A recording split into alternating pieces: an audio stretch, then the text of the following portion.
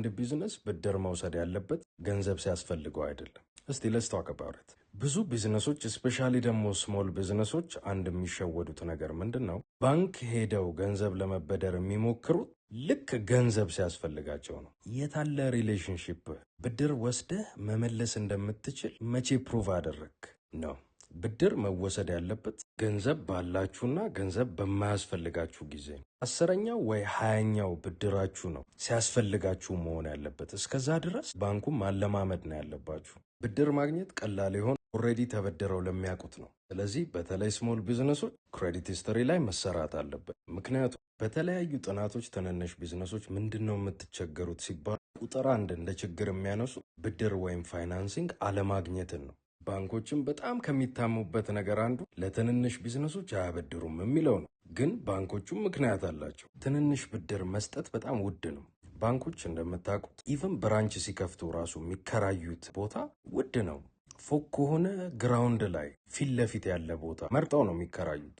ለሰራተኛ ራሱ የሚከፍሉት ደሞዝ ቀላል አይደለም። በዛ ላይ ደግሞ ከባንኩ ፐርስፔክቲቭ ስታስቡት 5 ሚሊዮን ብር ለማበደር የሚያስፈልገው ስራና 5000 ብር ለማበደር የሚያስፈልገው ስራ ኦልሞስት ተቀራራቢ ነው። ስለዚህ በተለይ ደግሞ ለትንንሽ ቢዝነሶች ትንንሽ ብርም ስለሆነ የሚፈልጉት ትልልቅ ብድር ሲሰጡ የሚጠቀሙትን መንገድ ከሆነ ማለትም ከብራንች ብዙም አያዋጣቸውም። ስለዚህ ምን ማድረግ አለባቸው? ሌላ አፕሮች መፍጠር አለባቸው። የአፕሮች ወጪ ቀናሽ መሆን አለበት። ያንን ደግሞ ማድረግ የሚችሉት ብድሩን ዲጂታል የሚሰጡት ከሆነ ነው። ሌላው ቻሌንጅ ደግሞ ብድር ለመስጠት የንብረት ዋስትና ማስፈለጉ ነው። ይሄ ነገር በጣም ብዙ ስሞል ቢዝነሶችን ከጨዋታ ውጭ ያደርጋቸዋል። ምክንያቱም ንብረት የላቸውም። ስለዚህ ባንክ ለስሞል ቢዝነሶች ማበደር ከፈለገ በንብረት ፋንታ ሌሎች አማራጭ የዋስትና አይነቶችን መጠቀም አለበት። ሌላው ቻሌንጅ ደግሞ ስሞል ቢዝነሶችን ለማበደር ምንድን ነው? አብዛኛው ስሞል ቢዝነስ ፋይናንሻል ስቴትመንት ማምጣት አይችልም። ገንዘብም የሚቀበሉት በካሽና በተበታተነ ባንክ አካውንት ስለሆነ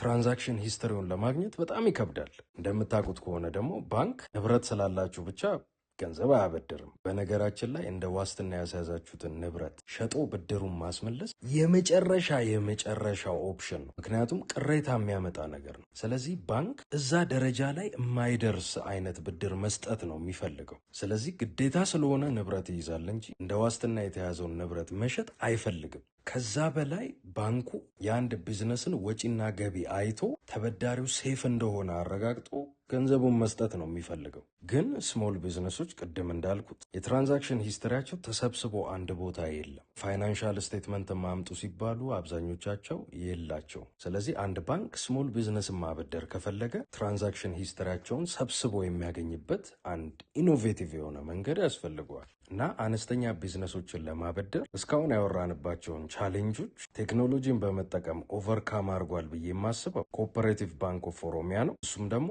ሚቹ በሚባለው ዲጂታል ፕሮዳክታቸው ነው። ሚቹ የስልክ አፕሊኬሽን፣ ስለዚህ ይሄ ከብራንች ጋር የተያያዘ ወጪ ምናምን ነገር የለው። አነስተኛ ቢዝነሶች ንግድ ፍቃዳቸውን ብቻ አፕሎድ አድርገው ባሉት የብድር አማራጮች እስከ 300 ሺህ ብር መበደር ይችላሉ። ቅድም እንዳልኩት ክሬዲት ሂስትሪ ያያል።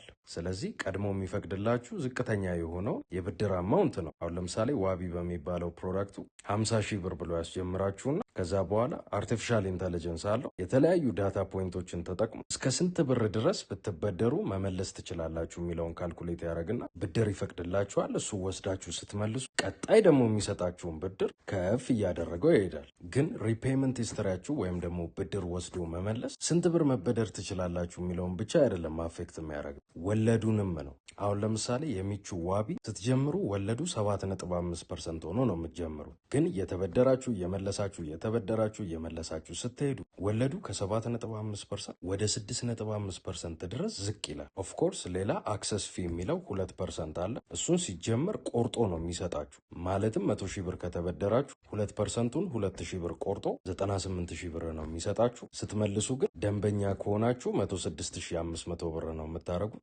የመጀመሪያ ጊዜ ተበዳሪ ደግሞ ከሆናችሁ 107500 አድርጋችሁ ነው የምትመልሱ። ትንሽ ቀር የሚለው ፓርት ምንድን ነው? አብዛኛው የሚቹ ብድሮች 1 ወር ናቸው። አንዳንዶቹ እስከ 3 ወር ድረስ ሊሄዱ ይችላሉ። ግን ስታስቡት ደግሞ በስልካችሁ ብቻ መበደር ለምትችሉት ብድር 1 ወርና 3 ወር ራሱ ብዙ ነው። ቶሎ ሰርቶ መመለስ ባለባችሁ ጊዜ ካልመለሳችሁ ቅጣት አለው። ቅጣቱ አይ ቲንክ ወደ 7.5% በወር ነው የሚቆጥረው፣ ግን በቀን ነው። በደንብ ከቆጠረ ደግሞ ሁለተኛ ብድር የሚባል ነገር አታገኙም። ሰው መመለስ እንደምትችሉ እርግጠኛ ሆናችሁ ተበደሩ። እና ኮኦፐሬቲቭ ባንክ ኦፍ ኦሮሚያ በሚቹ በኩል 3.2 ሚሊዮን ጥቃቅን አነስተኛና መካከለኛ ኢንተርፕራይዞችን ማበደር ችለዋል። እስካሁን ድረስም ከ60 ቢሊዮን ብር በላይ አበድረዋል። ለምን?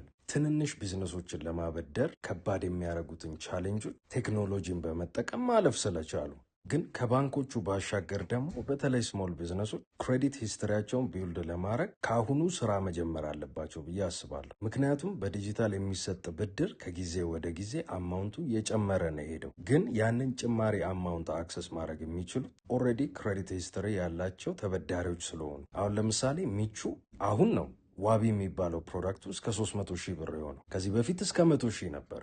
ሁኖስ ነገ 1 ሚሊዮን 2 ሚሊዮን 3 ሚሊዮን ሊሆን ይችላል። ግን ከአሁኑ ክሬዲት ሂስትሪ ቢውልድ ካልተደረገ በስተቀር ልክ ገንዘብ ሲፈለግ ከሆነ ባንክ ጋር የሚካሄደው እንደ አዲስ ነው የሚጀምረው። ስለዚህ ስሞል ቢዝነስ ያላችሁ ሰዎች ክሬዲት ሂስትሪያችሁን እንዴት አድርጋችሁ ቢውልድ ማድረግ እንዳለባችሁ ገና ከአሁኑ ስራ ጀምሩ እላችኋለሁ። ለዛሬ ይኸው ነው። ይመቻችሁ።